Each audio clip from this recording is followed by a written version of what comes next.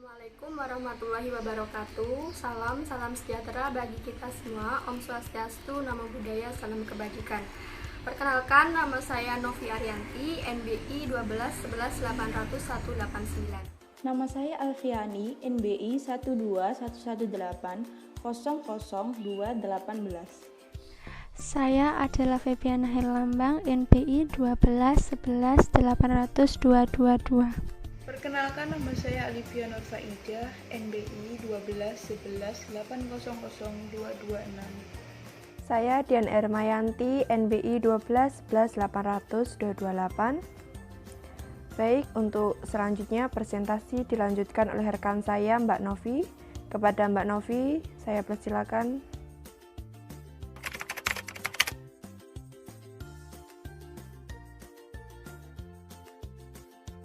Persaingan di dunia usaha saat ini semakin ketat. Persyaratan terhadap kualitas produk, harga, ketersediaan produk di pasaran, serta ketaatan pengiriman menjadi tuntunan utama konsumen.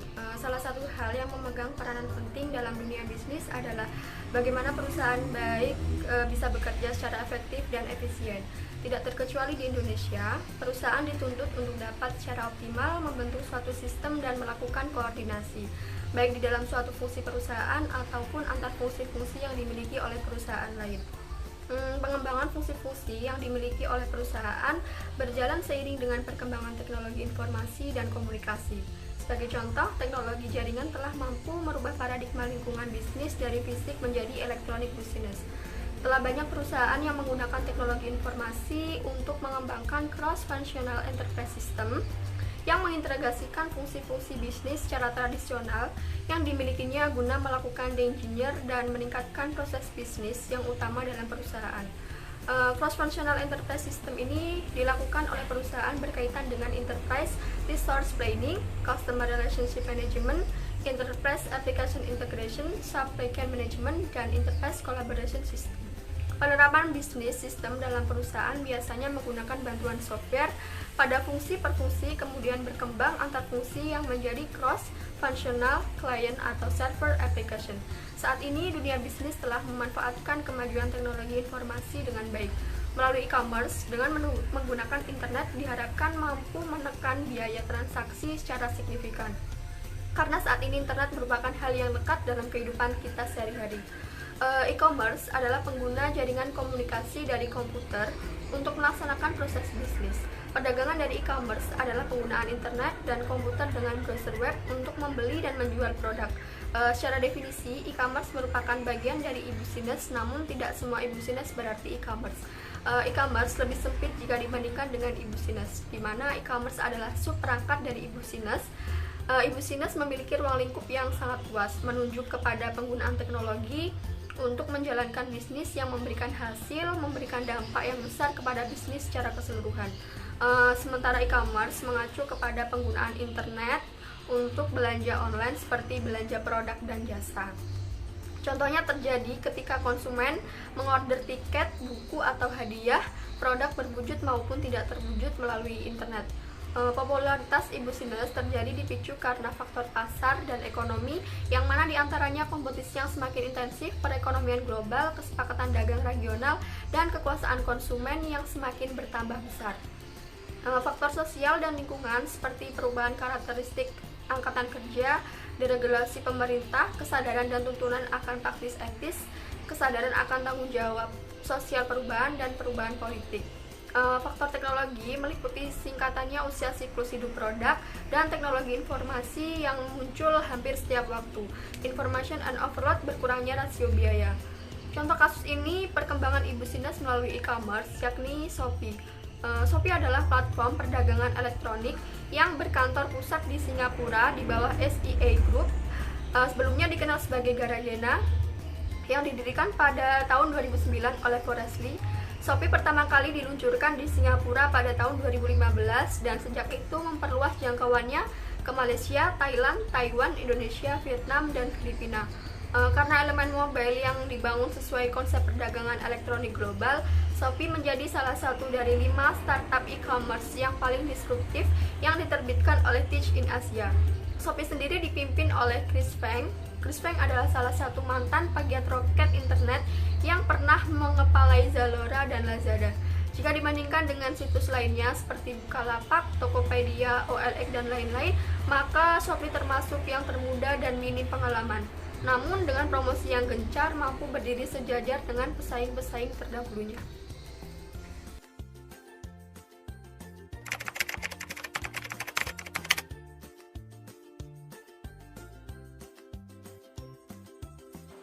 Tantangan yang dihadapi perusahaan Shopee.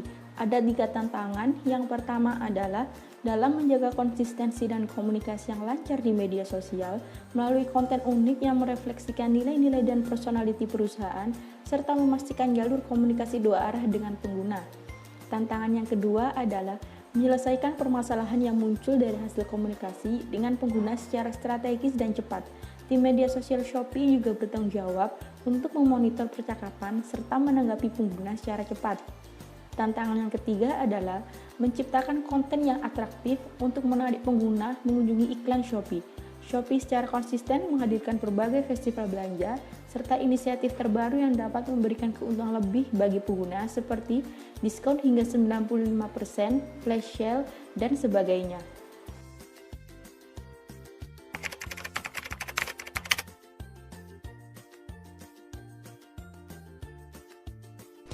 Shopee menggunakan 4 sistem informasi manajemen. Yang pertama ada Transaction Processing System, adalah sistem informasi yang terkomputerisasi yang dikembangkan untuk memproses data dalam jumlah besar untuk transaksi bisnis rutin seperti daftar gaji dan inventarisasi. Yang kedua ada Management Information System, adalah suatu aplikasi sistem informasi yang menyediakan laporan informasi terpadu bagi pihak manajemen. Yang ketiga ada Decision Support System, adalah sistem informasi yang membantu manajer untuk mengambil keputusan dengan mengamati lingkungan dalam perusahaan.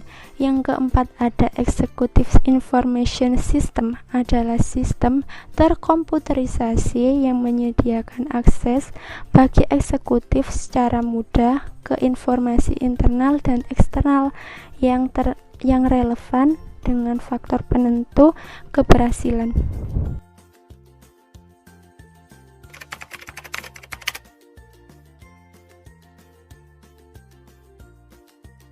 Cara kerja sistem informasi manajemen yang ada di Shopee. Yang pertama, Transaction Processing System. Sistem ini bekerja pada level operasional. Input pada level ini adalah transaksi dan kejadian. Proses dalam sistem ini meliputi pengurutan data, melihat data, dan memperbarui data. Sedangkan outputnya adalah laporan yang detail, daftar lengkap, dan ringkasan. 2. Management Information System. MIS menghasilkan informasi yang digunakan untuk membuat keputusan dan juga dapat membantu menyatukan beberapa fungsi informasi bisnis yang sudah terkomputerisasi. Yang ketiga, Decision Support System. DSS bermula dari MIS karena menekankan pada fungsi pendukung pembuat keputusan di seluruh tahap-tahapnya, meskipun keputusan aktual tetap wewenang eksklusif pembuat keputusan. Yang terakhir, Executive Information System. EIS menekankan kepada tampilan gambar dan interface yang mudah digunakan oleh pengguna.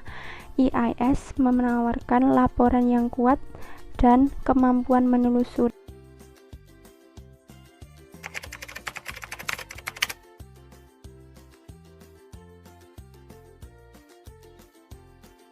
Shopee menghadapi pasar bisnis online. Shopee menjadi salah satu e-commerce yang paling populer dan laku di kalangan netizen. Berdasarkan riset ePrice, Shopee dinilai memiliki pertumbuhan konsisten dan berhasil menyalip pesaingnya dalam kategori search interest. Yang pertama, bahwa strategi mereka sebenarnya simpel dengan mendengarkan konsumen dari semua sisi, baik seller maupun buyer. Dengan Kampus Shopee, program ini menjadi program edukasi kepada seller Indonesia untuk berjualan online, dan mereka berkeliling ke 30 kota tahun ini. Bahkan, kota yang dituju Kampus Shopee hingga terjangkau hingga Papua, setelah sebelumnya hanya menjangkau 13 kota. Yang kedua, program ini akan menjadi program andalan untuk menjaring seller yang belum melek teknologi namun berpotensi dan jumlahnya sangat besar. Tahun lalu, Shopee mendapatkan 30.000 seller dari 13 kota. Semakin banyak penjual online, maka pertumbuhan Shopee pun makin positif. Yang ketiga, bersamaan dengan program gratis ongkir yang membuat pengiriman barang makin merata, cepat, sekaligus menambah kenyamanan pembeli. Program gratis ongkir masih ada karena Shopee sudah berkomitmen dan program gratis ongkir yang begitu kuat. Dua program andalan Shopee yaitu Kampus Shopee dan gratis ongkir ini adalah andalan Shopee menghadapi pasar e-commerce. Dan yang keempat, Shopee akan memberikan inovasi yang semakin efektif dari aplikasi online. Dari sisi teknologi, Shopee ingin memberikan pengalaman terbaik dan mudah.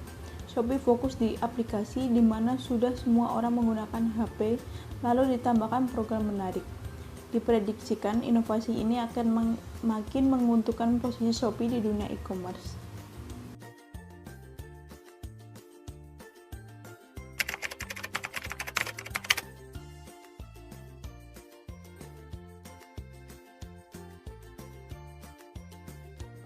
Baik, di sini saya akan menjelaskan mengenai kelebihan dan kelemahan aplikasi Shopee. Kelebihan yang pertama yaitu 1. Shopee memiliki payment gate tersendiri yang dinamakan ShopeePay. 2. Tidak perlu mengeluarkan tenaga dan waktu untuk mencari barang yang dibutuhkan. 3. Dana yang sudah terbayar ditampung dahulu pada rekening penampung sementara. 4. Memiliki fitur terdekat yang memungkinkan pembeli mencari penjual terdekat dari posisi calon pembeli berada. 5. Adanya fitur beriklan bagi para penjual yang ingin produknya berada di urutan atas. 6. Ada pula live chat yang memungkinkan penjual dan pembeli berinteraksi mengenai produk yang dijual walaupun tidak bertemu muka. Ketujuh yaitu tersedianya kategori produk yang sangat luas.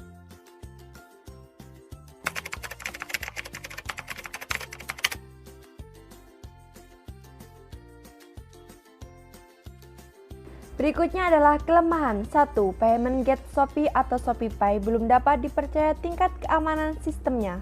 2.